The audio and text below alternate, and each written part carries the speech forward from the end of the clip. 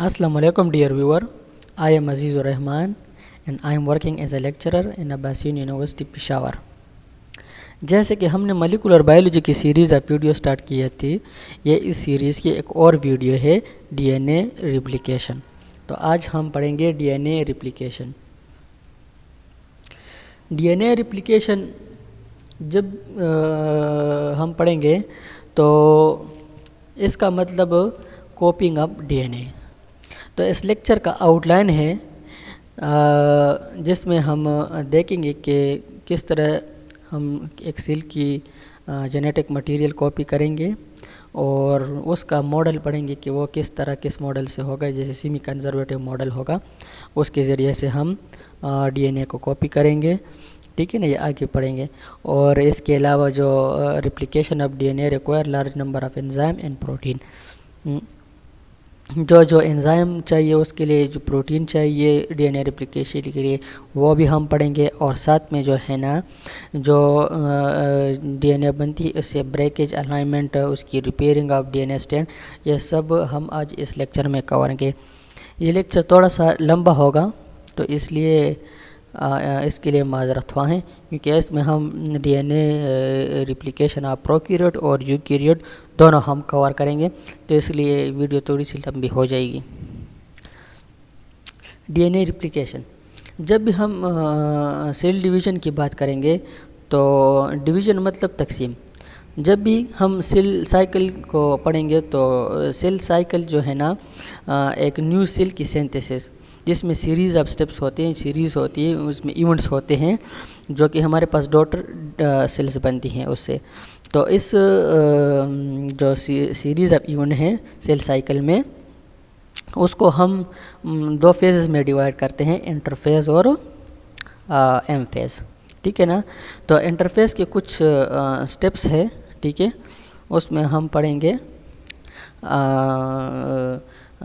जो इंटरफेज में एक स्टेप है एस फेज, जिसमें हम डीएनए रिप्लिकेशन जो है ना, डीएनए की जो सेल की जो डीएनए है वो कॉपी होंगी एस फेज में। ठीक है ना। इसके अलावा G1 और G2 फेज भी हैं, उसके जो है ना G2 फेज में प्रोटीन सिंथेसिस होती है। ठीक है ना। और G1 फेज में सेल के अदर मटेरियल जो है ना वो बनते हैं। इसके अलावा फिर दूसरी फेज़ आती है एम फेज़। तो एम फेज़ में हमारे पास जो है ना प्रोफेज़ है, मेटाफेज़ है, एनाफेज़ और टीलोफेज़ हैं। ये हमारे पास दो फेजेस हैं। जब भी एक सेल डिवाइड होते हैं तो इन दो फेजेस से वो गुजरती हैं, जिनमें इंटरफेस है और एम फेज़ है। तो इस तरह इन स्टेप्स से जो है ना वो एक सेल गुजर जाती है। जैसे मिटोसिस फेज़, एम फेज को हम मेटोटिक फेज भी कहते हैं। इसमें प्रोफेज, मेटाफेज, एनाफेज, टीलोफेज ये होती है। तो इस सीरीज़ इवेंट से सेल गुजरती है और डॉटर सेल्स बनती हैं। हाँ, जब भी हम सेल जब न्यू डॉटर सेल बनती है तो उसकी जो सबसे पहली रिक्वायरमेंट होती है वो इसकी जेनेटिक इन्फॉर्मेशन का कॉपी होना। तो सेल्स के अंदर जो जेनेटिक इन्फॉर्मेशन है वो जो है ना कॉपी होना लाजमी है और एक्यूरेटली कॉपी होना लाजमी है। ठीक है ना।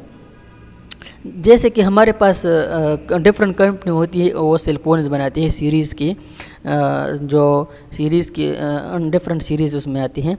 तो इसी तरह सेल्स में जो है ना, जब भी न्यू सेल्स बनती हैं तो इसकी कॉपी होना लाजमी होती है, तभी आपकी सेल जो है ना वो बनती हैं और उस कॉपी में उसका सारा इन्फॉर्मेशन जो है ना वो मौजूद होती है। लेकिन इसमें यह बात याद रखनी है कि वो रिप्लिकेशन जो है ना वो एक्सट्रीमली एक्यूरेट होना चाहिए। अगर मिलियन ऑफ बेस पेयर जो है ना वो कॉपी हो रहा है, उसमें एक भी एरर आ जाए तो तकरीबन 6400 मिस्टेक जो है ना वो सेल्स में काउंट होंगे। वो हर दफ़ा जब कॉपी होंगी ना तो उसमें इतने मिस्टेक्स आएंगे एक न्यूक्लियोटाइड्स की एरर की वजह से, जो कि बहुत ही तबाहकुन किस्म की हालात होगी उस सेल्स की पेयर। इसके अलावा जो है ना वो स्पीड्स की बात करेंगे तो रिप्लिकेशन के जो है ना वो मुख्तलिफ स्पीड्स है। जैसे इकोलाई का एग्ज़ाम्पल है, वो जो है ना 1 सेकंड में 1000 न्यूक्लियोटाइड को ना वो कॉपी करती हैं। तो इसी तरह अगर हम मॉडर्न बायोटेक्नोलॉजीज़ की तरफ देखें तो उसमें बहुत सी ऐसी इक्विपमेंट्स है, जैसे कि सांगर सीक्वेंसेस में इसमें एलिमोना सीक्वेंसेस है और इसके अलावा टैगमैन कंपनी है, तो वो मिलियन बेस पेयर जो है ना वो एट अ टाइम वो कॉपी कर रहे हैं। तो वो इसमें एडवांसमेंट्स हैं। इसके अलावा मोड्स ऑफ रिप्लिकेशन है। मोड्स ऑफ रिप्लिकेशन में हम देखेंगे कि जो रिप्लिकेशन के मोड्स है प्रोकैरियोटिक में और यूकैरियोटिक में वो किस तरह हैं। यूनिट ऑफ रिप्लिकेशन को हम कहते हैं रिप्लिकॉन, ठीक है ना। और इसकी ओरिजिन जो है ना वो 3 किस्म की होती है। थीटा रिप्लिकेशन, थीटा साइंस की तरह होती है, जो थीटा हम साइन होती है जो हम मैथमेटिक्स में पढ़ते हैं, उस साइन की तरह इसकी रिप्लिकेशन होती है, जो कि सर्कुलर डीएनए, ज़्यादातर प्रोकैरियोट में सर्कुलर डीएनए होती है प्लाज्मिड। तो उसके हम जब कॉपी करेंगे तो उसका ओरिजिन ऑफ रिप्लिकेशन सिंगल होगा, लेकिन जो रिप्लिकेशन स्टैंड जो हम कॉपी करेंगे और स्टैंड डीएनए के डबल स्टैंड वो बाई डायरेक्शनल होगा, ठीक है ना। एक स्टैंड को एक तरफ से कॉपी करेंगे तो दूसरे स्टैंड को दूसरे तरीके से दूसरे साइड पे कॉपी करेंगे, तो इसको हम बाई डायरेक्शनल रिप्लिकेशन कहते हैं। इसके बाद आती है रोलिंग सर्कल रिप्लिकेशन, जैसे कि एक डायरेक्शन में वो सिंगल, उसमें भी सिंगल ओरिजिन होती है लेकिन एक डायरेक्शन में जाएगी, जैसे कि वायरसेस में हुआ तो वो एक डायरेक्शन में जाती है। इसके अलावा यूकैरियोटिक की जो रिप्लिकेशन है ना वो लीनियर है, ठीक है ना। वो जो हेलिकल डीएनए उसको हम अनवाइंड करते हैं, ठीक है ना, उसमें मल्टीपल ओरिजिन होती है। तकरीबन यह उन्होंने एक सिंपल सा बेस पेयर लेंथ का एग्जांपल दिया कि 20,000 से लेकर 30,000 बेस पेयर लेंथ जो है ना वो इतना हम एक्सटेंड को कॉपी कर सकते हैं लीनियर मैनर में। ये डायग्राम आपको नज़र आएंगे थीटा रिप्लिकेशन की। थीटा रिप्लिकेशन देखिए आप, इसमें जो है ना सर्कुलर डीएनए होती है डबल स्टैंड, और ओरिजिन जो है ना उसका ओरिजिन जो है ना ये देखो ओरिजिन, ठीक है ना। तो यहाँ पर जो है ना रिप्लिकेशन फॉर्क अटैच हो जाती है, तो एक स्टैंड जो है ना वो इस साइड पे बनता है और दूसरा इस साइड पे बनता है। इसको हम लेगिंग और लैडिंग स्टैंड कहते हैं। तो जो रिप्लिकेशन टूवर्ड रिप्लिकेशन वो लेगिंग है और अवे जो ये जा रही 5 प्राइम to 3 प्राइम ये लीडिंग स्टैंड है, तो इसको हम बाई डायरेक्शनल कहते हैं। ये रोलिंग रिप्लिकेशन है। इसका ओरिजिन देखिए एक ही स्टैंड जो है ना वो बनेगा, एक डीएनए का जो एक स्टैंड के साथ जो है ना प्राइमर अटैच होता है और वो कॉपी होता है। हाँ, इसके बाद हम मॉडल्स देखेंगे कि जो वाटसन एंड क्रिक ने जो डीएनए मॉडल पेश किया था और इसकी कॉपी जो होता है वो एक मोस्ट एक्सेप्टेबल जो है ना वो सेमी कंजर्वेटिव मॉडल है। तो इसमें यह है कि हेलिकल डीएनए हेलिकल स्ट्रक्चर को हम सेपरेट करते हैं, अनवाइंड करते हैं, और फिर वो जो स्टैंड हम जो सेपरेट करते हैं वो एक्ट एज अ टेम्पलेट, यानी वो एज अ पेरेंटल काम करते हैं, जिसके साथ हमारा जो है ना प्राइमर अटैच हो जाते हैं और वो उसकी कॉपी बनना शुरू हो जाती है। तो इस तरह हमारे पास 2 डॉटर डीएनए बनते, क्योंकि 2 स्टैंड डबल स्टैंड है तो दोनों स्टैंड सेपरेट हो जाती है, दोनों स्टैंड एज अ टेम्पलेट काम करते हैं। तो वो जो टेम्पलेट स्टैंड है उसके साथ जो न्यू स्टैंड बनती है इसको हम डॉटर स्टैंड कहते हैं। तो इस तरह हमारे पास 2 स्टैंड बनती हैं और वो एंटी पैरेलल ओरिएंटेशन करती है, ठीक है ना। ये देखें, ये हमारे पास पेरेंटल डबल हेलिक्स डीएनए है, इसको हमने अनवाइंड किया और न्यू स्टैंड जो है ना ये बना। तो इसके साथ भी एक न्यू स्टैंड है और एक पेरेंटल, और इसके साथ भी एक न्यू है एक पेरेंटल। हाँ, अभी स्टेप्स हम देखेंगे कि जो स्टेप्स जो है ना डीएनए सिंथेसिस हम जब पढ़ेंगे तो इसके स्टेप्स है प्रोकैरियोटिक में, और यूकैरियोटिक में बस ये सेम स्टेप है लेकिन उसमें कुछ एंजाइम्स डिफरेंस होते हैं, उनका फंक्शन डिफरेंट होता है, और सर्कुलर और लीनियर की बात होती है। बाकी स्टेप्स वो चीज़ जो है ना सिंथेसिस ऑफ डीएनए के मोस्टली सिमिलर होते हैं। तो हम प्रोकैरियोट को पहले देख लेते हैं कि इसमें जो है ना डीएनए सिंथेसिस जो स्टेप्स रिक्वायरमेंट होती हैं वो है तकरीबन 8। Separation of 2 complementary DNA strand, जो कि हमने डबल स्टैंड डीएनए अब पढ़ा कि हम ये सेमी कंजर्वेटिव मॉडल के ज़रिए उसके ज़रिए उस बिना पर ये सेपरेट हो जाती हैं। इसके बाद हम फिर रिप्लिकेशन फॉर्क बनेगी, ठीक है ना। इसके बाद डायरेक्शन ऑफ डीएनए रिप्लिकेशन जो कि बाई डायरेक्शनल था या यूनिडायरेक्शनल है। इसके बाद हम पढ़ेंगे आरएनए प्राइमर, ठीक है ना।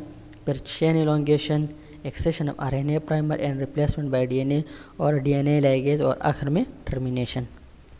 सबसे पहला स्टेप जो है ना वो हमने पढ़ा था कि 2 कम्प्लीमेंट्री डीएनए स्टैंड को सेपरेशन, जो कि वो 2 स्टैंड जो है ना वो उसी जगह से सेपरेशन शुरू हो जाती हैं जहाँ पर ORI हो,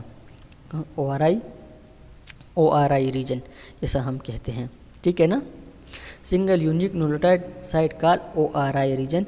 ORI रीजन जो है ना, इसमें 80 रिच सेगमेंट्स होती हैं, ठीक है ना, और वो मेल्ट इजी होती है क्योंकि एडेनिन और थायमिन में 2 हाइड्रोजन बॉन्ड होती है। तो वो बॉन्ड जो है ना वो थोड़ी सी वीक होती है, तो हमेशा रिप्लिकेशन फॉर्क जो अटैच होगी वो ORI रीजन जो अटैच होगी वहाँ पर 80 का जो न्यूक्लियोटाइड सीक्वेंस है वो बहुत ज़्यादा होगा। अब प्रोकैरियोट में सिंगल ORI रीजन होगी और यूकैरियोटिक में मल्टीपल ORI रीजन पॉसिबल हैं। अच्छा, ये मॉडल है, ठीक है ना, एक प्रोकैरियोटिक का, दूसरा यूकैरियोटिक का। जैसे कि ये सर्कुलर DNA, इसमें सिंगल ORI रीजन है और रेप्लिकेशन फॉर्क यहाँ अटैच हो जाती हैं और जो है ना बायडायरेक्शनल से रेप्लिकेशन शुरू हो जाती है, कंटिन्यू हो जाती है। इस तरह जो है ना मल्टीपल ओरिजिन रीजन जो है ना वो यूकैरियोटिक में है, जो लीनियर DNA है, ठीक है ना, कि मैं मल्टीपल यहाँ पर भी अटैच होगा, यहाँ पर भी अटैच होगा, यहाँ पर, तो ये सीक्वेंस जो है ना वो कॉपी हो जाएंगी। स्टेप 2 जो हम पढ़ा था वो होगा formation of the replication fork. DNA की सिंथेसिस में जो दूसरा स्टेप है फॉर्मेशन ऑफ रेप्लिकेशन फॉर्क, जहाँ पर ORI रीजन आइडेंटिफाई हो जाती हैं, ठीक है ना, जहाँ पर 80 रिच रीजन होती हैं, तो वहाँ पर रेप्लिकेशन फॉर्क जो है ना वो अटैच हो जाती हैं और वहाँ से फिर सेपरेशन ऑफ 2 स्ट्रैंड जो है ना वो शुरू हो जाती हैं।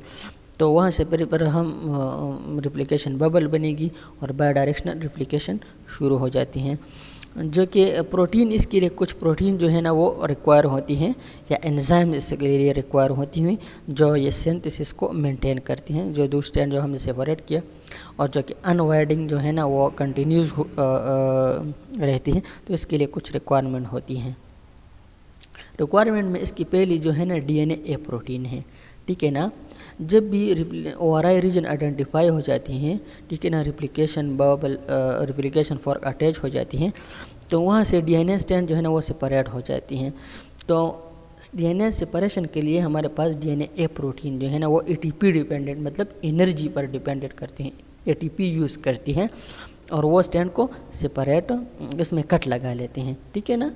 जो DNA प्रोटीन है वो ATPs के ज़रिए इसमें एनर्जी होती है और 80 रीजन में कट लगाती है। फिर ये जो 2 स्ट्रैंड हैं ये जब सेपरेट होंगे ना, तो वो DNA B प्रोटीन का काम है, DNA हेलिकेज एक्टिविटी इसको हम कहते हैं। तो इसके लिए भी एनर्जी की ज़रूरत होती है, वो भी एनर्जी डिपेंडेंट होती हैं। तो ये DNA हेलिकेज जो है ना वो ये डबल स्ट्रैंड जो DNA होती है, इसमें जो बॉन्ड होती है उसको सेपरेट करती है सिंगल स्ट्रैंड में। तो ये DNA हेलिकेज का एक नेगेटिव इम्फेक्ट ये भी है कि ये हमारे पास सुपर कोइलिंग काज कर देती हैं, जो हम आगे पढ़ेंगे कि सुपर कोइलिंग को किस तरह हम ख़त्म करेंगे। इसके अलावा हमारे पास जो रिक्वायर होती है थर्ड जो प्रोटीन है नॉट एंजाइम, वो है SBB, single strand binding protein. तो यह सिंगल स्ट्रैंड बाइंडिंग प्रोटीन जो है ना वो स्ट्रैंड के साथ अटैच हो जाती है, ठीक है। एक स्ट्रैंड जो हमने 2 स्ट्रैंड सेपरेट किए, चूँकि ये दोबारा एक दूसरे के साथ अटैच ना हो, या न्यूक्लियस एंजाइम है जो कि सिंगल स्ट्रैंड DNA को डिग्रेडेट करती है, इसको ख़त्म करती हैं। तो इस एंजाइम से बचने के लिए हम सिंगल स्ट्रैंड बाइंडिंग प्रोटीन जो है ना स्ट्रैंड के साथ अटैच कर लेते हैं, तो फिर वो डिग्रेड नहीं होती, क्योंकि अगर वो डिग्रेड हो जाती है न्यूक्लियस एंजाइम से तो फिर हम कॉपी किस तरह करेंगे, फिर तो हम स्ट्रैंड को कॉपी नहीं कर सकते। तो इसलिए न्यूक्लियस एक्टिविटीज़ न्यूक्लियस एंजाइम को ब्लॉक करने के लिए हम SBB जो है ना वो सिंगल स्ट्रैंड के साथ अटैच कर लेते हैं। अच्छा, DNA टॉपो आइसोमरेज, अभी मैंने आपको बताया कि ये DNA हेलिकेज एंजाइम जो है ना ये जो है ना अनवाइंडिंग ऑफ DNA करती हैं। डबल स्ट्रैंड DNA ये जो है डबल स्ट्रैंड DNA है, इसको सेपरेट करते हैं तो इससे सुपर कोइलिंग काज हो जाती है, ठीक है ना। इससे पॉजिटिव सुपर कोइलिंग है। ये आपको ये टेलीफोनिक तार के ज़रिए की तरह आपको ये नज़र आती हैं। तो ये टेलीफोनिक तार जो है ना ये हेलिकेज एक्टिविटीज़ की वजह से आती हैं। तो इसको ख़त्म करने के लिए हमारे पास एंजाइम है, इसको हम DNA टॉपो आइसोमरेज जो है ना कहते हैं। जो कि further unwinding will not be except for helicase activity and that case DNA topoisomerase can play a role by removing supercoiling in the helix transiently cleavage one about. अब ये जो है ना जो सुपर कोलिंग जो है ना टॉपोइसोमरेज ख़त्म करेंगे, ये दो किस्म के होगी। एक सिंगल स्ट्रैंड को कट करेगा, ये सुपर कोलिंग ख़त्म होगी, या डबल स्ट्रैंड को कट करेगा। ये जो डीएनए टॉपोइसोमरेज एंजाइम है, ये पॉजिटिव सुपर कोलिंग को ख़त्म करने के लिए दो तरीके इस्तेमाल करेंगे। या तो ये एक स्ट्रैंड को कट करेगा, तो ये जो है ना ये टेलीफोनिक जैसी तार जो बनी है ये ख़त्म हो जाएगी, ये निकल जाएगी, या ये फिर इन दोनों को कट कर लेगा। अगर ये यहाँ पर कट लगाता है, ठीक है ना, तो फिर ये सारा निकल जाएगा और ये जो स्ट्रैंड जो है ना वो बाकी रह जाएंगे। अगर ये सिंगल को करते तो फिर ये सिंगल स्ट्रैंड जो है ना वो इसमें कोलिंग ख़त्म हो जाती है। तो इसमें है टाइप 1 डीएनए टॉपोइसोमरेज, वो सिंगल स्ट्रैंड जो है ना वो कट करेंगे, इसके लिए एटीपी की ज़रूरत नहीं होती। टाइप 2 डीएनए टॉपोइसोमरेज है ना वो बहुत स्ट्रैंड को कट करता है, ठीक है ना। देखिए ये इसमें इसको सुपर कोलिंग उसमें हुई थी, तो इसको रिलैक्सेशन के लिए उन्होंने डबल स्ट्रैंड जो है ना वो कट किया, तो ये रिलैक्स फॉर्म में आ जाएगी। The back half of the helix is cleavage and the front half of the helix pass through the break which is sealed, ठीक है ना। इसमें नेगेटिव सुपर कोलिंग आ जाती है। तो इसकी एक एग्जांपल है, ठीक है ना। टाइप 1 डीएनए टॉपोइसोमरेज, टाइप 2 डीएनए टॉपोइसोमरेज, इसके कुछ एग्जांपल हैं। तो डीएनए गायरेज जो है ना ये टाइप 2 टॉपोइसोमरेज, इट मीन्स कि ये डीएनए गायरेज जो एंजाइम है ये डबल स्ट्रैंड डीएनए को जो है ना वो कट करेगा, ठीक है ना। तो वो मोस्टली बैक्टीरियन प्लांट में मौजूद होती हैं, तो वो नेगेटिव सुपर कोलिंग लाएगा। हेलिकेज की वजह से पॉजिटिव सुपर कोलिंग आती है, तो टॉपोइसोमरेज जो है ना वो नेगेटिव सुपर कोलिंग प्रोड्यूस करेगा थ्रू टाइप 2 टॉपोइसोमरेज। इसमें एक एग्जांपल है डीएनए गायरेज। इसके कुछ यूजेस भी हैं, जैसे कि एंटी कैंसर एजेंट है केम्बोथाइंस, ये मेनली टाइप 1 टॉपोइसोमरेज को टारगेट करेगा। मतलब एंटी कैंसर एजेंट मतलब कैंसर में ये होती है कि उसमें रैपिड ग्रोथ होती है सेल्स की, एबनॉर्मल ग्रोथ होती है सेल की, ठीक है। तो ये एबनॉर्मल ग्रोथ को स्टॉप करने के लिए एंटी कैंसर एजेंट जो है ना हम यूज़ करते हैं। तो एबनॉर्मल ग्रोथ को किस तरह की सेल की जो कांस्टेंट ग्रोथ है उसको स्टॉप करने के लिए उसकी कंटिन्यूस जो है ना वो तो सिंथेसिस होती है उसकी कंटिन्यूसली। तो इसमें जो पॉजिटिव सुपर कोलिंग आती है, तो इसकी वजह डीएनए रिप्लिकेशन सिंथेसिस जो है ना वो स्टॉप हो जाती है, क्योंकि उसमें मज़ीद अनवाइंडिंग नहीं हो जाती। जब मज़ीद डीएनए अनवाइंडिंग नहीं होगी तो फिर डीएनए की सिंथेसिस किस तरह हो सकती है, नहीं होगी ना। तो अब ये टाइप 1 टॉपोइसोमरेज को टारगेट करेगा। टाइप 1 टॉपोइसोमरेज का मेन काम जो है ना वो नेगेटिव सुपर कोलिंग लाना था, जो कि एक साइड को कट कर रहा था। तो ये इस एंजाइम पर अटैक करेगा anti cancer agent just like camptothecins. ये इसको ब्लॉक करेगा तो उसमें पॉजिटिव सुपर कोलिंग रह जाती है, उसमें नेगेटिव सुपर कोलिंग नहीं आती। जब पॉजिटिव सुपर कोलिंग रह जाती है तो मज़ीद अनवाइंडिंग डीएनए नहीं होगी, तो फिर डीएनए की कॉपी नहीं होगी, डीएनए की कॉपी नहीं बनेगी, तो सेल की न्यू डॉटर सेल्स नहीं बनेगी, तो सेल की ग्रोथ स्टॉप हो जाती है, ठीक है ना। इसके अलावा एप्टोसाइड है, यह टाइप 2 टॉपोइसोमरेज को टारगेट करता है, ठीक है।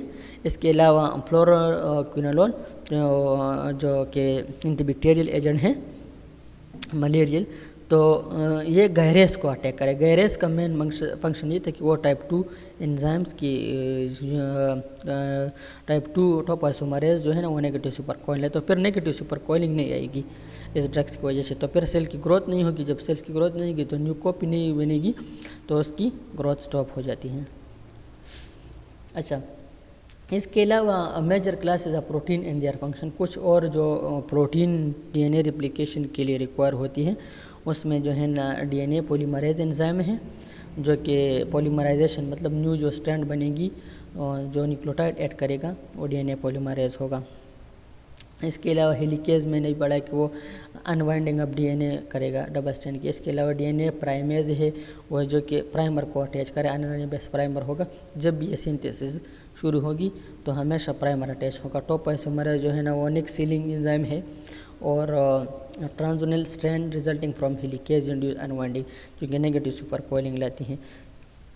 जब यह डबल स्ट्रैंड बन जाते हैं तो इसकी नेक्स्ट सीलिंग जो है ना उनके एंड में जो बॉन्ड बनाएगी वो डीएनए लाइगेज होगा।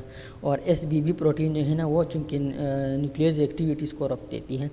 अच्छा, अब स्टेप 3 इसमें क्या है? स्टेप 3 में हम क्या पढ़ेंगे? Direction of DNA replication. अब हमने अनवाइंडिंग कर दिया, ठीक है ना, और जो न्यू स्ट्रैंड बनेगी तो इसकी डायरेक्शन किस तरह होगी? न्यू स्ट्रैंड की डायरेक्शन जो है ना हमेशा वो 5' to 3' होगी, एंटी पैरेलल डायरेक्शन होगी। लेकिन जो कि डीएनए पॉलीमरेज जो एंजाइम है वो पेरेंटल डीएनए को रीड करेगा 3' to 5'।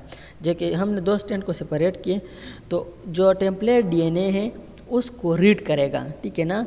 इसमें न्यू न्यूक्लियोटाइड जो है ना वो ऐड होंगे, तो वो हमेशा न्यू न्यूक्लियोटाइड कौन ऐड करेगा? वो डीएनए पॉलीमरेज एंजाइम, और वो हमेशा 3' के एंड पर वो अटैच करेगा, जो कि हाइड्रोक्सिल ग्रुप उसमें होता है, इसके साथ होता है 3' एंड में हाइड्रोक्सिल ग्रुप होते हैं।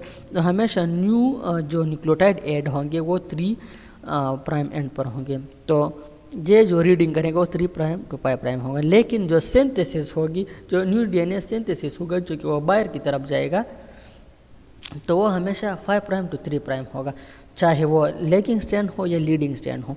दोनों केस में टूवर्ड रिप्लिकेशन फ्रॉग या अवे रिप्लिकेशन फ्रॉग, दोनों केस में आपके पास जो न्यू स्ट्रैंड बनेगी वो हमेशा 5' to 3' होगी। ये आगे मैं आपको डायग्राम में फिर दिखा दूंगा। डीएनए पॉलीमरेज एंजाइम, ये जब पॉलीमराइजेशन होती है, जो न्यू स्ट्रैंड बनती है, क्योंकि न्यू स्ट्रैंड में जो न्यूक्लियोटाइड आती हैं ऐड होती हैं, एडेनिन, थायमिन, गुआनिन, साइटोसिन, तो ये जो न्यूक्लियोटाइड डीएनटीपी जो ऐड करेगा तो वो कौन ऐड करेगा? DNA polymerase. ये अब इसमें डिफरेंस है, प्रोकैरियोट के अपने डीएनए पॉलीमरेज एंजाइम होते हैं और यूकैरियोटिक के अपने डीएनए पॉलीमरेज एंजाइम होते हैं। प्रोकैरियोटिक में 3 किस्म होते हैं डीएनए पॉलीमरेज, 1, 2, 3, और यूकैरियोटिक में 5 टाइप के होते हैं, अल्फा, एप्सिलॉन, बीटा, गामा और सिग्मा, ठीक है। अब डिफरेंस क्या है इन तीनों में? फंक्शन दोनों का सेम है। डीएनए पॉलीमरेज एंजाइम का फंक्शन, मेन फंक्शन ये है कि वो पॉलीमराइजेशन ऑफ न्यूक्लियोटाइड करें, ठीक है ना। तो प्रोकैरियोटिक का जो टाइप 1 होगा वहाँ बिल्कुल सेम फंक्शन वो यूकैरियोटिक में अल्फा करेगा, ठीक है। Gap filling and synthesis of lagging strand. अब जो डीएनए पॉलीमरेज एंजाइम है अल्फा, ठीक है ना, वो हमेशा अगर स्ट्रैंड में कोई गैप रह जाती है और जो लेगिंग स्ट्रैंड होती हैं उसकी सिंथेसिस करेंगे। जैसे हम लेगिंग स्ट्रैंड को हम फिर ओकाज़ाकी या डिसकंटिन्यू फ्रेगमेंट भी कहते हैं, तो हमेशा डीएनए पॉलीमरेज अल्फा करेगा। इसके अलावा टाइप 2 का जो फंक्शन है वो यूकैरियोटिक में एप्सिलॉन का वो proof reading of DNA repairing है, बीटा जो है ना वो डीएनए रिपेयरिंग करेंगे, ठीक है। प्रूफ रीडिंग का मतलब अगर कोई मिस्टेक वगैरह होगा न्यूक्लियोटाइड सीक्वेंस में तो वो एप्सिलॉन करेगा। बीटा जो है ना वो डीएनए रिपेयरिंग करेगा। गामा जो है ना वो माइटोकॉन्ड्रियल डीएनए सिंथेसिस करेगी, क्योंकि माइटोकॉन्ड्रिया में भी डीएनए होती हैं, इसलिए इसको हम सेल्फ रिप्लिकेटिंग ऑर्गेनेल्स भी कहते हैं। जो माइटोकॉन्ड्रिया में जो डीएनए की सिंथेसिस होती हैं तो वो हमारे पास गामा करते हैं। टाइप 3 का जो प्रोकैरियोटिक और यूकैरियोटिक में सिग्मा, ये लीडिंग स्ट्रैंड करेंगे, ठीक है। अच्छा, इसमें डिफरेंस क्या है लीडिंग स्ट्रैंड और लेगिंग स्ट्रैंड में? मेन डिफरेंस ये है कि लीडिंग स्ट्रैंड में जो है ना वो continuously synthesis of DNA strand होती है 5' to 3' डायरेक्शन ओवरऑल, और जो लेगिंग स्ट्रैंड है उसको हम रेट्रोग्रेड स्ट्रैंड भी कहते हैं या डिसकंटिन्यूस मैनर सिंथेसिस। इसके अलावा इसको ओकाज़ाकी फ्रेगमेंट भी कहते हैं, क्योंकि ये कंटिन्यूसली नहीं बनती, क्योंकि जहाँ रिप्लिकेशन फ्रॉक अटैच होगा उससे आगे जाएगा हेलिकेज अनवाइंडिंग करेगा, तो ये हेलिकेज अनवाइंडिंग करेगा, रिप्लिकेशन फ्रॉक भी आगे जाता है, तो डीएनए जो है ना स्ट्रैंड वो सेपरेट होते जाते हैं। चूँकि जितना स्ट्रैंड जो है ना वो सेपरेट हो जाती हैं, इससे जो पीछे वाला रह जाती है उसको कॉपी हम कर लेते हैं, ठीक है। तो वो कंटिन्यूस नहीं रहता, जितना वो कॉपी करेगा उतना वो आगे जाएगा, फिर से आगे जाएगा, फिर वो प्राइमर अटैच होगा, तो इसलिए इसको हम ओकाज़ाकी फ्रेगमेंट कहते हैं। ये इस डायग्राम से आपको अब समझ आएगी, ठीक है। ये लीडिंग स्ट्रैंड है कंटिन्यूसली, ये टूवर्ड रिप्लिकेशन फ्रॉग, ठीक है। ये रिप्लिकेशन फ्रॉग आगे जाएगी, यह स्ट्रैंड सेपरेट होती जाएगी और ये जो आरएनए प्राइमर है यहाँ पर अटैच होगी कंटिन्यूसली। यहाँ पर डीएनए पॉलीमरेज आपको न्यूक्लियोटाइड ऐड करेंगे और ये आगे जाएंगे, कंटिन्यूसली जाएंगे, इसलिए हम कंटिन्यूस स्ट्रैंड या लीडिंग स्ट्रैंड कहते हैं। यह मेन फंक्शन जो सिग्मा एंजाइम होती है यूकैरियोटिक में वो करती है टाइप 3। अब चूँकि रिप्लिकेशन फोक तो चूँकि आगे जाएगी, ये स्ट्रैंड जो है ना यहाँ पर चूँकि प्राइमर अटैच होगी, यहाँ से ये स्ट्रैंड जो है ना वो अनवाइंडिंग होगी तो यहाँ पर प्राइमर अटैच होगी, ये स्ट्रैंड इस तरह कॉपी हो जाएंगी। ये भी 5 प्राइम टू 3 प्राइम होगी, इसको हम लेगिंग स्ट्रैंड कहते हैं। ये लेगिंग है, ये डिसकंटिन्यूस है। ये जितना ये कोले जाएगा इतना प्राइमर अटैच हो जाएगा, ये जितना कोल जाएगा उसके हिसाब से प्राइमर अटैच हो जाएंगी और ये बनेगी तो फ्रेगमेंट के फॉर्म में बनेगी। इसको हम ओकाज़ाकी फ्रेगमेंट कहते हैं। आई होप कि आपको यहाँ ये चीज़ क्लियर हो जाएगी। अगर क्लियर है तो कमेंट में बताइए, अगर नहीं है तो फिर मैं एक्सप्लेन कर लेता हूँ। स्टेप 4 में जो है ना आरएनए प्राइमर, आरएनए प्राइमर में हम प्राइमेज या डीएनए जी इसको हम कहते हैं। जब भी डीएनए पॉलीमरेज जो है ना वो पॉलीमराइजेशन करेगी डीएनए की, तो वो डायरेक्टली से वो स्टार्ट नहीं कर सकता। ऐसा नहीं है कि मतलब 2 स्ट्रैंड जो सेपरेट हो जाएंगे और डीएनए पॉलीमरेज आके अटैच होके न्यू स्ट्रैंड बनेगी, नहीं। हमेशा हर एक चीज़ का एक सिरा होता है, ठीक है ना, वो सिरा जिससे हम स्टार्ट कर लेते हैं। तो हमेशा DNA polymerization DNA replication of strand तब भी स्टार्ट होगी जब इसके साथ प्राइमर अटैच हो जाएंगे। वो आरएनए प्राइमर जो है ना शॉर्ट न्यूक्लियोटाइड सीक्वेंस होती हैं, जिसे हम डीएनए जी भी कहते हैं, डबल स्ट्रैंड होती हैं, ठीक है। यह टेम्पलेट के साथ अटैच हो जाती हैं और 3 प्राइम एंड पर, और इसके साथ जो है ना सिंथेसिस ऑफ रिप्लिकेशन जो है ना वो स्टार्ट हो जाती है। फिर ये RNA polymerase called primase DNA G synthesize the short stretch of RNA approximately 10 nucleotide long at replication fork on the lagging strand. Lagging strand और लीडिंग स्ट्रैंड पर भी है कि हमेशा जहाँ से स्ट्रैंड जो है ना खुल जाता है, अनवाइंडिंग हो जाती है, वहाँ पर ये आरएनए पॉलीमरेज बेस जिसे हम प्राइमेज डीएनए जी भी कहते हैं वो अटैच हो जाती हैं और इससे ये आगे जाती हैं और डीएनए पॉलीमरेज एंजाइम आके न्यू न्यूक्लियोटाइड ऐड करती हैं इसमें। स्टेप 5 जो है ना वो चेन एलोंगेशन है। चेन एलोंगेशन मतलब कि फिर वो डीएनए पॉलीमरेज अगर लेगिंग स्ट्रैंड है, लेगिंग स्ट्रैंड में डीएनए पॉलीमरेज 1 होते हैं, अगर लीडिंग स्ट्रैंड है तो डीएनए पॉलीमरेज 3 होगा और इस प्रोसेस को कंटिन्यू रखेगा और जो है ना न्यूक्लियोटाइड ऐड होते जाएंगे और स्ट्रैंड जो है ना वो आगे जाते जाएगा। स्टेप 6 जो है ना जब आरएनए प्राइमर जो है ना वो अटैच हो जाती हैं, क्योंकि वो कम्प्लीमेंट्री होती है डीएनए की, तो वो हमेशा उसकी अटैचमेंट हो जाती हैं। तो फिर इसके बाद डीएनए की जो है ना एलोंगेशन हो जाती है, क्योंकि आरएनए बेस प्राइमर होते हैं ये डिटैच हो जाती हैं। ये डिटैच होके फिर लेगिंग स्ट्रैंड में वो फिर जो है ना पीछे जाके वो दोबारा अटैच हो जाती हैं। जब ये स्ट्रैंड सिंथेसिस शुरू हो जाती हैं ये डिटैच हो जाती हैं और फिर से पीछे जाके वो स्ट्रैंड को कॉपी कर लेते हैं। तो इसका ये रोल होता है। पॉलीमराइजेशन के लिए हमारे पास न्यूक्लियोटाइड की ज़रूरत होती है, जैसे DATP, DTTP, DCTP और DGTP, guanine guanosine deoxy triphosphate. अगर ये मौजूद होंगे तो डीएनए की एलोंगेशन होगी। बाज़ औक़ात जो है ना हमारे पास सीक्वेंस पूरा कॉपी नहीं होता, तो इसका ये एक मेन रीज़न है कि आपने जो न्यूक्लियोटाइड ऐड किए वो शॉर्ट सप्लाई आपने प्रोवाइड किया, तो इसलिए न्यूक्लियोटाइड जो है ना वहाँ पर डिप्लीटेड हो जाती हैं, मतलब स्टॉप हो जाती है सिंथेसिस। तो बाज़ औक़ात हमारा सीक्वेंस इसलिए भी कंप्लीट नहीं बनता कि आपने जो ATP न्यूक्लियोटाइड ऐड किए होते हैं वो चीज़ शॉर्टेज हो जाती है। Proofreading of newly synthesize, अब जो न्यू सिंथेसाइज डीएनए बनती है तो इसकी मॉनिटरिंग भी ज़रूरी है, क्या कि इसमें कोई गलती तो नहीं है, ठीक है ना। इसके लिए प्रूफ रीडिंग होती है। तो प्रूफ रीडिंग में यही होता है कि उसमें डिलीटस या परहैप्स लीथल म्यूटेशन वगैरह अगर हो, तो अगर म्यूटेशन वगैरह इसमें हो तो फिर उसको हम निकाल लेते हैं, उसको कॉपी नहीं करते हैं क्योंकि वो एबनॉर्मल होती हैं, ठीक है।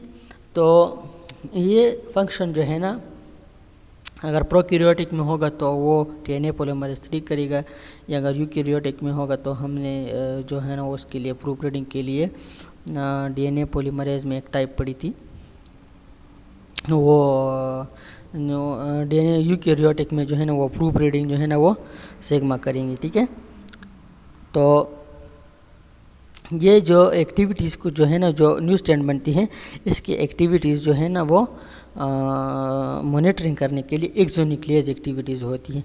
तो ये जो है ना न्यू स्ट्रैंड जो है ना 5 प्राइम टू 3 प्राइम बनती है, ये तो आगे जाती है, तो इसकी उलट जो है ना ये जो न्यू स्ट्रैंड बनती है इसके उलट एक्सोन्यूक्लियस एक्टिविटीज़ होती हैं, और उसको देखती है अगर उसमें कोई गलत न्यूक्लियोटाइड तो नहीं है, या गलत न्यूक्लियोटाइड जो है ना ऐड तो नहीं हुआ, तो जो है ना ये प्रूफ रीडिंग जो है ना इसलिए लाजमी होती है कि कोई मिस्टेक तो नहीं है। Correctly match to complementary based on the template, if it is not the 3 prime to 5 prime exonucleotide is remove the error. ठीक है, स्टेप 7 जो है ना वो डीएनए लाइगेजेस हैं, जो कि फाइनली जो हमारा सीक्वेंस जो बन जाती है, डीएनए का टेम्पलेट जो कॉपी हो जाती हैं, तो एंड में जो है ना फॉस्फोडाइस्टर लिंकेज बनती है। ठीक है, फॉस्फोडाइस्टर बॉन्ड बनती हैं, जो कि 5 प्राइम फॉस्फेट ग्रुप होगा एक शुगर का, और दूसरी शुगर का 3 हाइड्रोक्सिल ग्रुप। तो 5 प्राइम जो 5 प्राइम टू 3 प्राइम की जब हम बात करेंगे, तो इसमें एंड में जो है ना 5 कार्बन नंबर के साथ फॉस्फेट जो कि 3 हाइड्रोक्सिल ग्रुप के साथ जो है ना वो अटैच हो जाती है और फॉस्फोडाइस्टर लिंकेज बनाती हैं, और जो कि DNA polymerised by DNA polymer 1 is catalysed by DNA ligase. ठीक है, इसके लिए भी एटीपी की ज़रूरत होती है। ये सिंगल स्ट्रैंड निक प्रेजेंट होती है, एक शुगर का फॉस्फेट और दूसरी शुगर का हाइड्रोक्सिल ग्रुप जो है ना ये अटैच हो जाती है और फॉस्फोडाइस्टर बॉन्ड बनती है, जिसे हम डीएनए लाइगेज कहते हैं। ठीक है, निक सीलिंग, यहाँ पर निक सीलिंग हो जाती है, इसके लिए भी एटीपी की जरूरत। लास्ट स्टेप जो है ना डीएनए रिप्लिकेशन का, वो है termination. Replication termination and nuclear is mediated by sequence specific binding of the protein, और इसके लिए एक हमारे पास जो ज़रूरी एंजाइम है टस, टर्मिनस यूटिलाइजेशन सब्सटेंस, जो कि रिप्लिकेशन को टर्मिनेट करती हैं और स्टॉप करती हैं कि मज़ीद डीएनए पॉलीमरेज जो है ना वो न्यूक्लियोटाइड ऐड ना करें। वो मेनली फंक्शन टस का जो है ना वो डीएनए पॉलीमरेज को ब्लॉक करना है, उसको ब्लॉक करते हैं और इसको मज़ीद सिंथेसिस नहीं होती। Thank you for your watching. Video थोड़ी सी लंबी है इसलिए पाजरत हुआ है, क्योंकि इसमें हमने बहुत कुछ कवर कर लिया। सब्सक्राइब करना ना भूलें। थैंक यू, और stay tune for next video.